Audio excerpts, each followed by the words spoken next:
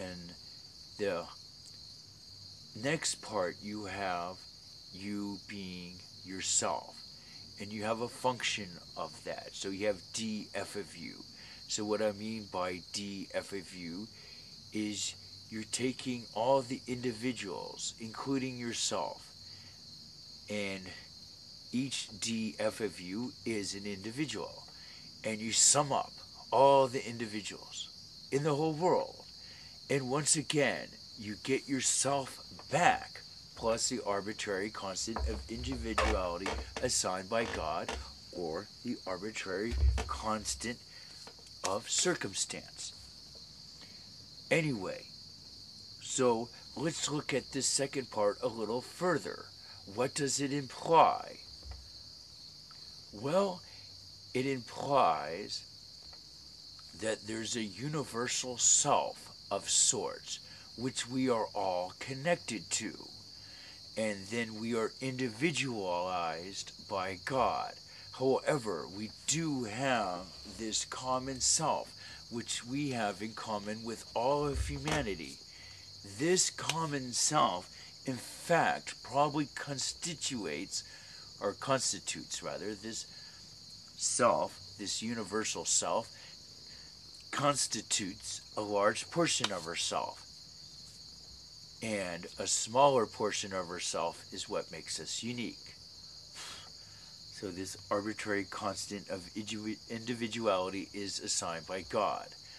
Because we have this universal self, this sets the stage for empathy, sets the stage for us able to relate to each other, which is very important, of course. Anyway, I'm getting this hair in my face from Rose. Anyway, so having this universal self, which we are all a part of, or which rather is a large part of us, because we have it, we are able to relate to each other and have empathy for each other and communicate with each other readily. Also, we have to go into the concept of no time or space. In the ultimate sense, there is no time or space. So in a sense, with no time and space, perhaps there's no individuality either. Or perhaps individuality might be limited in some ways. And perhaps we have this strong common base. Do we retain our individuality with no time, no space? Well, I guess we do. Sure we do. And that way we take the lessons we have learned to the next life. So, if we do have an individuality, well, what happens with this individuality and what is the purpose of it? Well, it would seem that the purpose of it would be to learn and to love. And then, when we die, we would merge with the great self, perhaps, and share what we have learned, and learn from the great universal self, the great oversoul, connected to God. Sure. And we communicate with God directly. Or let's hope so. Well, in between us and God lies the imaginary territories, and it is this realm which corresponds to us and our activity here on earth. Perhaps everything is fixed in the absolute realm of God, but that certainly isn't the case here on earth, with the shifting sands of the individual's attitudes over time. So this creates some interesting phenomenon. Well, I guess what I'm getting at is the imaginary territories would correspond to us to a large degree, for we affect them and they affect us. When you think about it, after you die, what do you got to take with you? Think about it. Are you going to take anything? I don't think so. But you might, if you're lucky, be able to take your memories. And you might not even be able to take them on to the next life.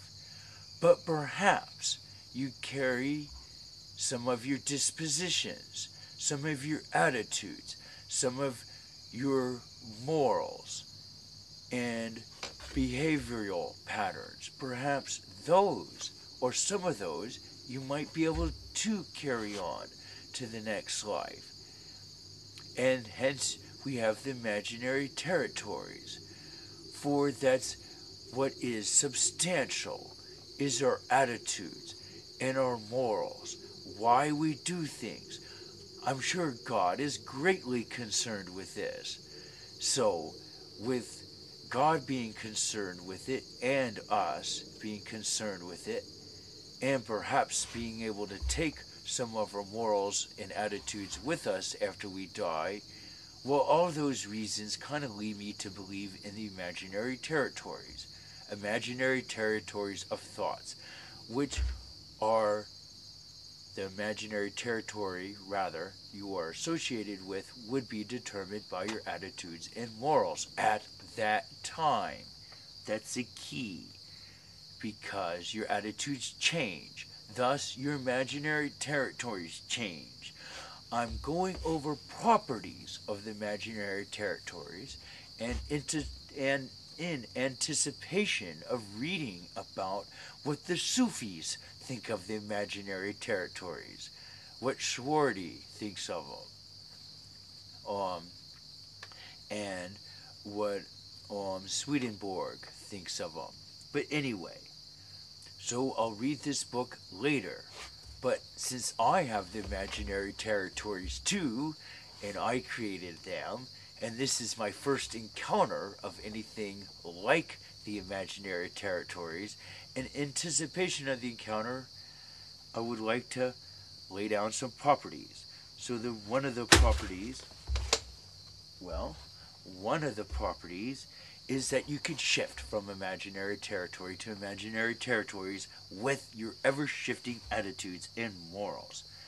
And if you're from the central region, which most people are from, well, there's quite a lot of shifting going on there. Sure there is.